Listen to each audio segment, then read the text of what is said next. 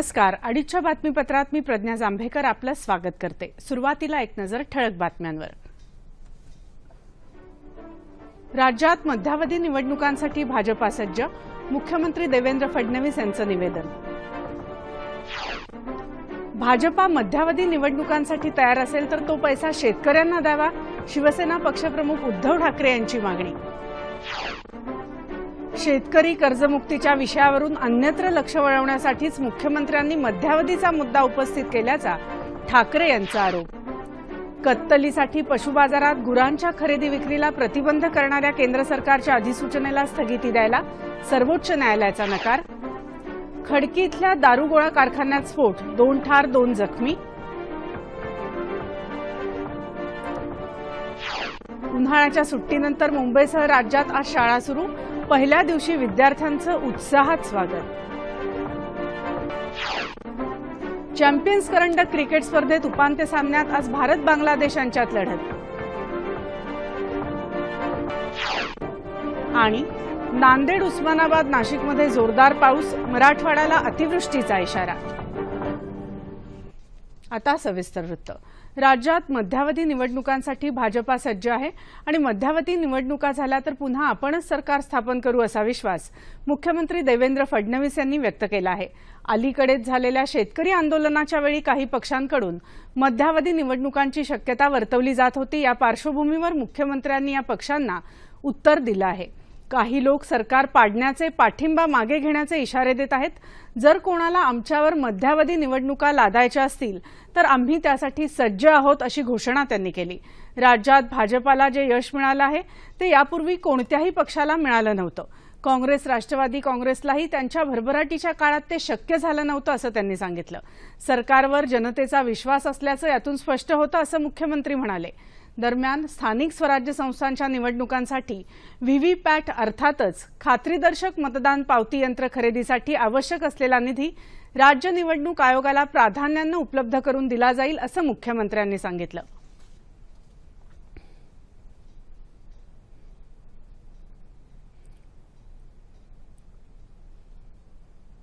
शेतकऱ्यांच्या कर्जमाफी संदर्भात राज्य सरकारनं केलेल्या घोषणांची अंमलबजावणी पूर्ण होईपर्यंत शिवसेना शेतकऱ्यांच्या पाठीशी राहील असं सांगत भाजपा मध्यावधी निवडणुकीसाठी तयार असेल तर तो पैसा शेतकऱ्यांना द्यावा असं शिवसेना पक्षप्रमुख उद्धव ठाकरे यांनी म्हटलंय. ते आज शेगाव इथं पत्रकार परिषदेत बोलत होते. कर्जमुक्तीच्या विषयावरून लक्ष वळवण्यासाठीच मुख्यमंत्र्यांनी मध्यावधीचा मुद्दा समोर केला आहे असा आरोप त्यांनी केला. मात्र शिवसेना कर्जमाफीचा शेवटपर्यंत पाठपुरावा करेल असं सांगत मुख्यमंत्र्यांचे मनसुबे आम्ही यशस्वी होऊ देणार नाही असं ठाकरे म्हणाले. कर्जमुक्तीची योग्य अंमलबजावणी झाली नाही तर राजकीय भूकंप होईल असा इशाराही त्यांनी दिला. सत्तेत असूनही शिवसेनेनं कायम जनतेच्या प्रश्नांवर सत्ताधाऱ्यांना धारेवर धरायला कमी केलं नाही. आजही आम्ही शेतकऱ्यांच्या पाठीशी उभे असून त्यासाठी सत्ता सोडायला मागे पुढे पाहणार नाही असं उद्धव ठाकरे म्हणाले. शेतकऱ्यांना हमीभाव मिळायलाच हवा अशी मागणी त्यांनी केली. कर्जमाफीसाठी राज्यभरातल्या शेतकऱ्यांची एकजूट झाली आहे, ती पुढेही कायम राहावी अशी अपेक्षा त्यांनी व्यक्त केली. विधिमंडळ हे समाजात बदल घडवणारं प्रभावी माध्यम आहे आणि या सभागृहाचे सदस्य सरकार आणि जनता यांच्यातला दुवा असतात. त्यामुळे आमदारांनी जनतेच्या अपेक्षा, होणारे बदल, त्यांच्यासाठी असलेली विकास प्रक्रिया आणि सरकार राबवत असलेली धोरणं लक्षात घेतली पाहिजेत असं मत लोकसभा अध्यक्ष सुमित्रा महाजन यांनी व्यक्त केलं आहे. ते आज इम्फाळमध्ये ईशान्य क्षेत्र राष्ट्रकुल संसदीय संघटनेच्या 16व्या वार्षिक परिषदेत बोलत होते. जनतेच्या आशा, आकांक्षा, अपेक्षा यांच्याबरोबरच त्यांच्यात असलेली नाराजी, वैफल्य सरकारपर्यंत पोहोचवण्याची जबाबदारी आमदारांवर असते. त्यामुळे सरकार राबवत असलेली धोरणं योग्य आहेत का यावर देखील त्यांचं लक्ष असलं पाहिजे असं त्या म्हणाल्या. निव्वळ विकास नाही तर शाश्वत विकास हे सरकारचं उद्दिष्ट आहे. हे उद्दिष्ट साध्य करण्यासाठी प्रयत्न करण्याचं आवाहन लोकसभा अध्यक्षांनी केलं.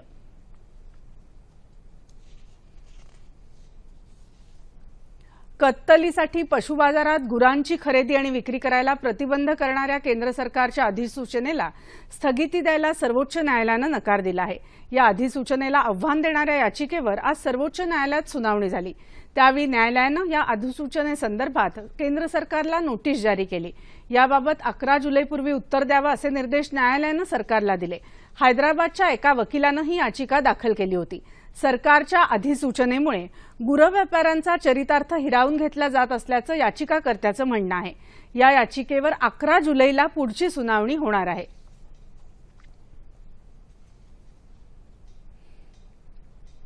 भारतीय जहाज बांधणी महामंडळानं मुंबईत सबका साथ सबका विकास या संकल्पनेवर आज एक संमेलन आयोजित केलं आहे। गेल्या 3 वर्षातल्या सरकारच्या कामगिरीचा आढावा आणि महामंडळानं सामाजिक जबाबदारीच्या तत्वाअंतर्गत केलेली कामं याविषयी या संमेलनात चर्चा होत आहे। जहाज बांधणी महामंडळानं पवई इथल्या सागरी प्रशिक्षण संस्थेत सौर ऊर्जा प्रकल्प उभारला आहे। तसंच अमरावती इथं अच्युत महाराज रुग्णालयाच्या विस्तारीकरणासाठीही निधी दिला आहे। स्वच्छ भारत अभियानांतर्गत स्वच्छतागृह बांधण्याच्या कामात तसंच आदिवासी भागात मुलींना सक्षम करण्याच्या कामातही या महामंडळानं हातभार लावला आहे। महामंडळाचे कार्यकारी अधिकारी अनुप कुमार शर्मा यांनी ही माहिती दिली। या कार्यक्रमाला आमदार पराग आळवणी, सनदी अधिकारी मालिनी शंकर आणि इतर मान्यवर उपस्थित होते।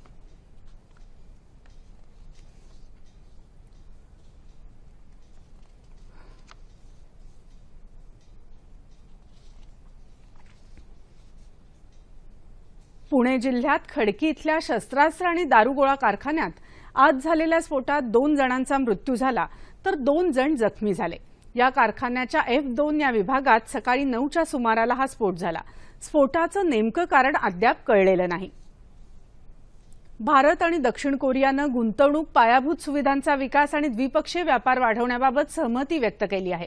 केंद्रीय वित्तमंत्री अरुण जेटली सध्या दक्षिण कोरियाच्या 4 दिवसांच्या दौऱ्यावर असून त्यांनी काल सेऊल इथं दक्षिण कोरियाचे नवे उपपंतप्रधान आणि वित्तमंत्री किम डॉंग यून यांची भेट घेतली। 5व्या भारत कोरिया आर्थिक परिसंवादात ते यून यांच्यासोबत सहभागी झाले। दक्षिण कोरियाबरोबर विशेष संरक्षण सहकार्यविषयक भागीदारी करण्यासाठी भारत वचनबद्ध असल्याचं जेटली यांनी यावेळी सांगितलं।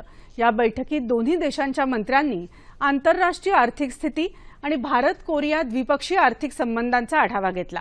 भारतात अधिकाधिक गुंतवणूक करण्याचं आवाहन जेटली यांनी दक्षिण कोरियातल्या उद्योजकांना केलं। अमेरिकेत नुकत्याच झालेल्या राष्ट्रपती पदाच्या निवडणुकीत हस्तक्षेप केल्याबद्दल रशियावर मोठे निर्बंध लागू करण्याच्या प्रस्तावाला अमेरिकेच्या सिनेटनं मंजुरी दिली आहे। रशियानं जाणून बुजून हा हस्तक्षेप केल्याचं अमेरिकेच्या गुप्तचर यंत्रणांच्या तपासात उघड झाल्यावर रिपब्लिकन आणि डेमोक्रॅट्स दोन्ही पक्षांनी एकमेकांना निर्बंध लावण्याचा निर्णय घेतला। त्यानुसार रशियावर आर्थिक निर्बंध लावले जातील।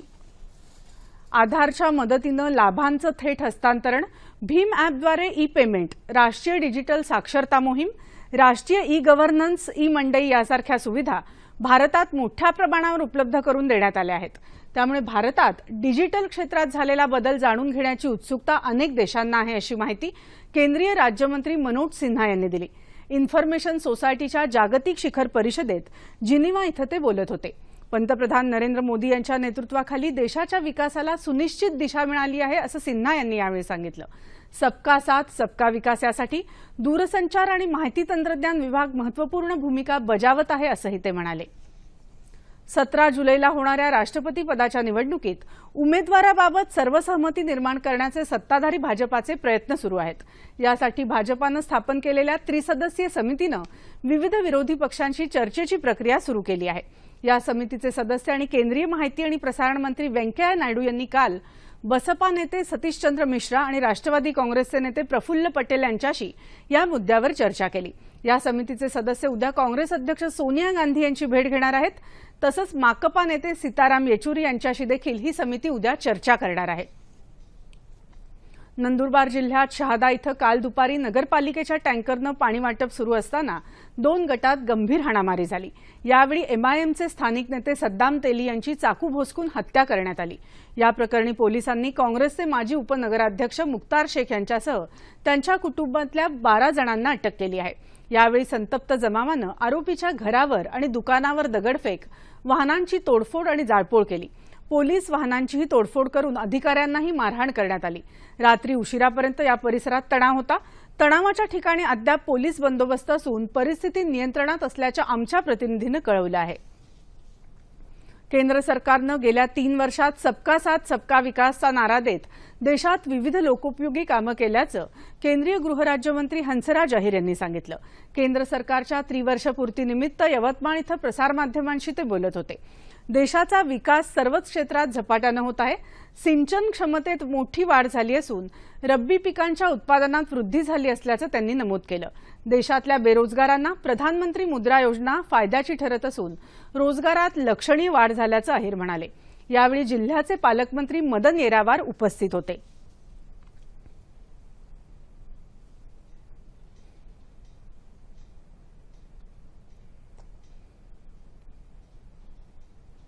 नाशिकहून अहमदनगरला जाणाऱ्या बालेनो कारच्या अपघातात 3 जण ठार झाले।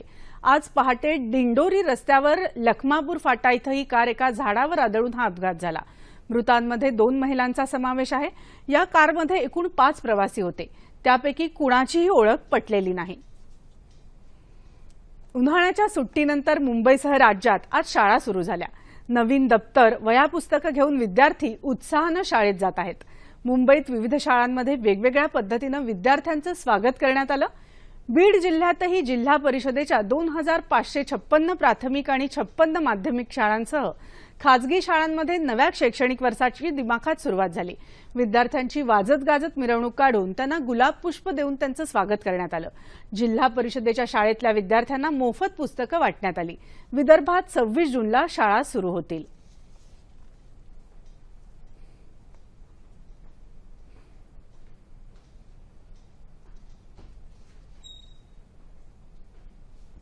देशात नरेंद्र मोदी यांच्या सरकारला 3 वर्ष पूर्ण होत असताना लोकप्रतिनिधी आणि देशातली जनता पूर्ण समाधानी असेल असं भाजपाचे उपाध्यक्ष आणि खासदार विनय सहस्त्रबुद्धे यांनी सांगितलं आहे। ते रत्नागिरी इथं वार्ताहरांशी बोलत होते। या सरकारच्या काळात कोणताही भ्रष्टाचार झालेला नाही, त्यामुळेच जनता आश्वस्त आहे असं ते म्हणाले। विमुद्रीकरण, स्वच्छ भारत योजना, गॅस अनुदान समर्पण तसंच पाकिस्तानवरचा सर्जिकल स्ट्राईक यामुळे मोदी सरकारवर जनतेचं प्रेम आणि विश्वास वाढला आहे। त्यामुळेच आगामी काळात भाजपा 100% यश मिळवेल असा विश्वास सहस्त्रबुद्धे यांनी व्यक्त केला।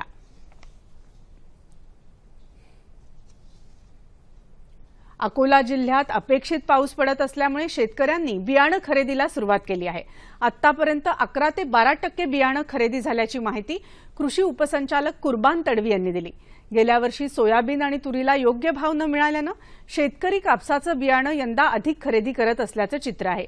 शेतकऱ्यांनी बियाणं खरेदी करताना काळजी घ्यावी, तसंच दुकानदाराकडून पक्की पावती घ्यावी। पेरणी झाल्यावर पावती बियाणांची थैली आणि त्यात मुठभर बियाणं सांभाळून ठेवावं असं आवाहन तडवी यांनी केलं आहे।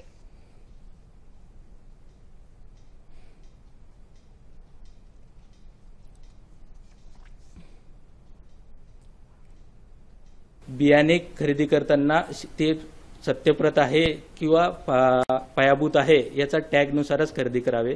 तसेच बियाणे खरेदी करताना त्यांनी कृषी सेवा केंद्राकडनं त्या बियाण्याची पक्की पावती घ्यावी, म्हणजेच वॅट टॅग असणारं बिल पक्क घ्यावं।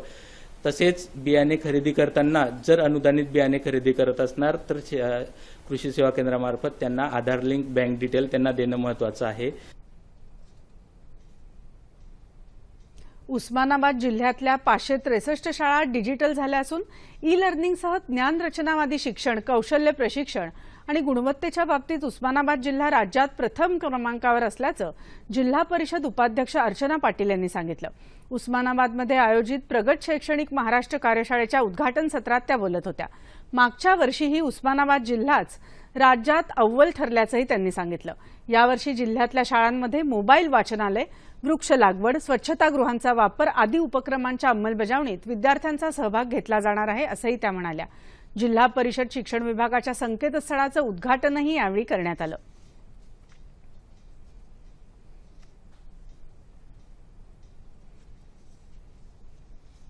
मानवाचं संस्कृतीतून एकीकरण या संकल्पनेतून काल पुण्यात व्यासंग परिसंवादाचं आयोजन करण्यात आलं होतं। The servants of Indian society, Gokhale institute of politics and economics आणि श्री रामानुज मिशन ट्रस्ट यांनी हा परिसंवाद आयोजित केला होता। मानव आणि सर्व सजीव सृष्टीच्या हितासाठी बाजारपेठ आणि पैसे यापेक्षा माणूस कसा सर्वाधिक महत्त्वाचा आहे हे दाखवून देणं, उच्चभ्रू जीवनशैलीकडे वाढता कल कमी करण्यासाठी आणि हवामानातल्या बदलांशी जुळवून घेण्यासाठी समाजाचं सबलीकरण आणि योग्य प्रगती, जीवसंस्कृतीचं जतन अशा विविध विषयांवर या परिसंवादात चर्चा करण्यात आली। कोस्टारिकाचे भारतातले राजदूत मारिएला क्रूज यावेळी प्रमुख पाहुणे म्हणून उपस्थित होते। तसंच MITचे प्रमुख विश्वनाथ कराड देखील उपस्थित होते। आज जागतिक ज्येष्ठ नागरिक छळ प्रतिबंधक जागृती दिन. त्या अनुषंगानं हेल्पेज इंडिया या संस्थेकडून समाजाकडून ज्येष्ठांना होणारा त्रास या विषयावर चालू वर्षातला अहवाल काल मुंबईत प्रकाशित करण्यात आला. देशातल्या जवळपास 44% ज्येष्ठांना सार्वजनिक ठिकाणी त्रासाला सामोरं जावं लागत असून 64% ज्येष्ठांना चांगली वागणूक मिळत नसल्याचं अहवालात म्हटलं आहे. तसंच ज्येष्ठांचा सगळ्यात जास्त छळ हा सून आणि मुलांकडून होत असल्याची बाब समोर आली आहे. देशातल्या 19 शहरातल्या 4615 ज्येष्ठांच्या मुलाखती घेऊन हा अहवाल तयार करण्यात आला आहे. ज्येष्ठ नागरिकांना सन्मानाची वागणूक मिळावी आणि त्यांचं उर्वरित आयुष्य आनंददायी व्हावं यासाठी सर्वांनी प्रयत्न करणं गरजेचं असल्यानं त्यासाठी जनजागृतीवर भर देणं आवश्यक आहे.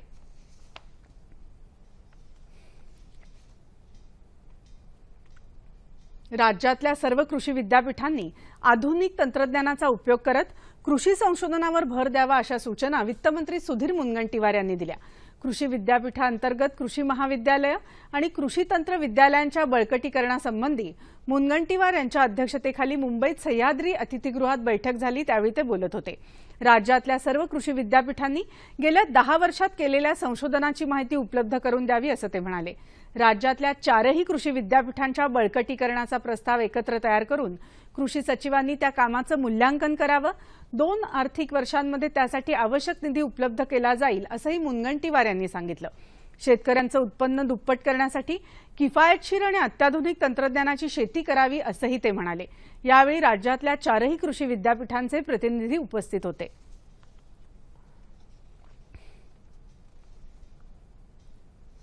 विश्वासार्हता हे पत्रकारितेचं प्रमुख भांडवल आहे. तसंच नैतिक अधिष्ठान असल्याशिवाय पत्रकारिता होऊ शकत नसल्याचं प्रतिपादन मुख्यमंत्री देवेंद्र फडणवीस यांनी केलं आहे. मुंबई मराठी पत्रकार संघात ज्येष्ठ पत्रकार विजय कुवळेकर यांना पद्मश्री डॉक्टर गगो जाधव पत्रकारिता पुरस्कार देऊन मुख्यमंत्र्यांनी सन्मानित केलं, त्यावेळी ते बोलत होते. पत्रकारितेसाठी आवश्यक असलेली विश्वासार्हता आणि नैतिक अधिष्ठान या मूल्यांची जपणूक कुवळेकर यांनी आयुष्यभर केली अशा शब्दात मुख्यमंत्र्यांनी कुवळेकर यांच्या कार्याचा गौरव केला. विजयजींना मी दुसऱ्यांदा या ठिकाणी पुरस्कार देतोय आणि खरं म्हणजे ते असं म्हणाले, पण मला असं वाटतं की त्यांचं संपूर्ण कार्य बघितल्यानंतर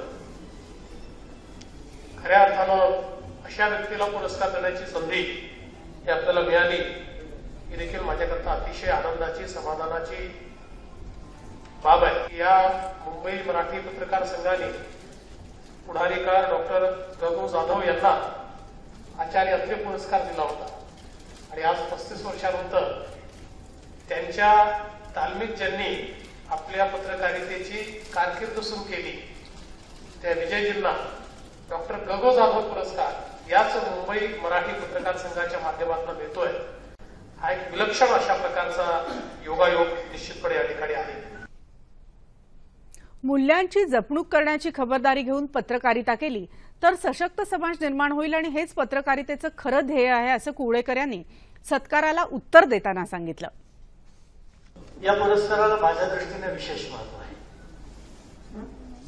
गगो जाधवांना आम्ही कधी गणपतराव जाधव म्हटलं नाही, आम्ही त्यांना आबा म्हणत होतो आणि आबा हे संपादक म्हणून कार्यरत असताना मी पुढारी प्रशिक्षणार्थी पत्रकार म्हणून रुजू झालो. पत्रकारितेला ज्यांच्या मार्गदर्शनाखाली मी सुरुवात केली त्यांच्या नावाचा पुरस्कार जवळजवळ 45 वर्षांनंतर मिळणं हे मी जे काही पत्रकारितेत थोडंफार काम केलं त्या कामावरती मान्यतेची मोहर आहे आणि पुढच्या वाटचालीसाठी आशीर्वाद आहे अशी माझी भावना आहे. पेट्रोल आणि डिझेलचे दर रोज बदलण्याच्या सरकारच्या निर्णयाविरोधात पुकारलेला प्रस्तावित बंद पेट्रोलियम डीलर्स असोसिएशननं मागे घेतला आहे. पेट्रोलियम मंत्री धर्मेंद्र प्रधान यांच्यासोबत झालेल्या चर्चेत मध्यरात्रीऐवजी रोज सकाळी 6 वाजता दरबदल निश्चित करण्याचं मान्य झाल्यानंतर संप मागे घेण्याचा निर्णय घेण्यात आला. पेट्रोल डिझेलचे दर उद्यापासून दर मध्यरात्री बदलण्याचा निर्णय सरकारनं घेतला होता. मात्र पुरेशा पायाभूत सुविधांअभावी रोज मध्यरात्री दर निश्चित करणं कठीण असल्याचं सांगत पेट्रोलियम असोसिएशननं या निर्णयाला विरोध दर्शवत संपावर जाण्याचा इशारा दिला होता.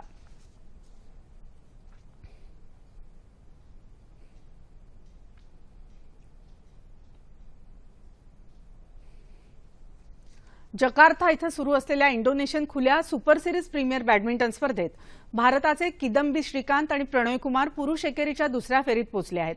प्रणयनं इंडोनेशियाच्या अँथोनी सिनिसुकाचा 21-13, 21-13 असा, तर श्रीकांतनं हाँगकाँगच्या विन्सेंट वॉंग विंग कीचा 21-15, 17-21, 21-16 असा पराभव केला. साई प्रणीत मात्र पहिल्या फेरीत दक्षिण कोरियाच्या सोन वॅन होकडून 14-21, 18-21 असा पराभूत झाला. पुरुष दुहेरीत सात्विका साईराज, चिराग शेट्टी आणि महिला दुहेरीत अश्विनी पोनप्पा, रेड्डी एन सिक्की या जोड्याही पहिल्याच फेरीत हरल्या. क्रिकेट. आयसीसी चॅम्पियन्स करंडक क्रिकेट स्पर्धेच्या दुसऱ्या उपांत्य सामन्यात आज भारत आणि बांगलादेश यांच्यात लढत होत आहे. भारतानं नाणेफेक जिंकून प्रथम क्षेत्ररक्षणाचा निर्णय घेतला. पाकिस्तान आणि इंग्लंड यांच्यात काल झालेल्या पहिल्या उपांत्य सामन्यात पाकिस्ताननं इंग्लंडवर 8 गडी राखून दणदणीत विजय मिळवला आणि अंतिम फेरीत प्रवेश केला. इंग्लंडनं 49 षटकं आणि 5 चेंडूत 211 धावा करत पाकिस्तानसमोर विजयासाठी 212 धावांचं आव्हान ठेवलं होतं. पाकिस्ताननं 37 षटकातच 215 धावा करून हा सामना आपल्या खिशात घातला.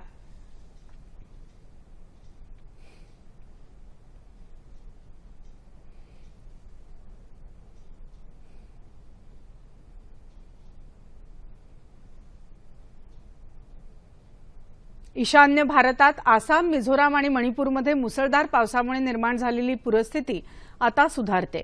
मिझोराममध्ये लुंगलेई जिल्ह्यात तलबुंगमध्ये झालेल्या मुसळधार पावसामुळे आलेल्या पुरानं 8 जणांचा बळी गेला आहे, तर 6 जण बेपत्ता आहेत. 2000 कुटुंबांना या पुराचा फटका बसला आहे.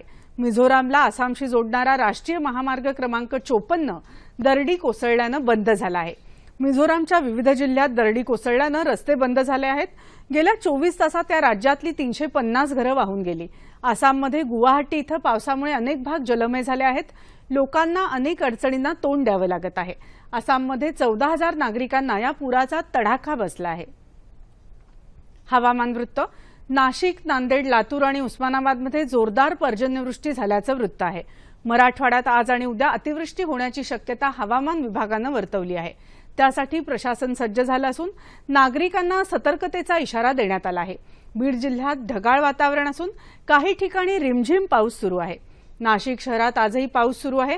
काल तासभर कोसळलेल्या मुसळधार पावसामुळे बाजारात अनेक दुकानांमध्ये पाणी शिरलं. काही रस्तेही जलमय झाले होते. तसंच बहुतांश भागात वीज पुरवठा खंडित झाला होता. कोकणात सिंधुदुर्ग जिल्ह्यात संततधार पाऊस सुरू आहे. बुलढाणा, जालना, यवतमाळ, नागपूर, नांदेड, ठाणे आणि पालघर जिल्ह्यात पावसानं विश्रांती घेतली आहे. ठळक बातम्या पुन्हा एकदा. राज्यात मध्यावधी निवडणुकांसाठी भाजपा सज्ज. मुख्यमंत्री देवेंद्र फडणवीस यांचं निवेदन. भाजपा मध्यावधी निवडणुकांसाठी तयार असेल तर तो पैसा शेतकऱ्यांना द्यावा. शिवसेना पक्षप्रमुख उद्धव ठाकरे यांची मागणी. शेतकरी कर्जमुक्तीच्या विषयावरून अन्यत्र लक्ष वळवण्यासाठीच मुख्यमंत्र्यांनी मध्यावधीचा मुद्दा उपस्थित केल्याचा ठाकरे यांचा आरोप. कत्तलीसाठी पशु बाजारात गुरांच्या खरेदी विक्रीला प्रतिबंध करणाऱ्या केंद्र सरकारच्या अधिसूचनेला स्थगिती द्यायला सर्वोच्च न्यायालयाचा नकार. खडकी इथल्या दारुगोळा कारखान्यात स्फोट, 2 ठार 2 जखमी.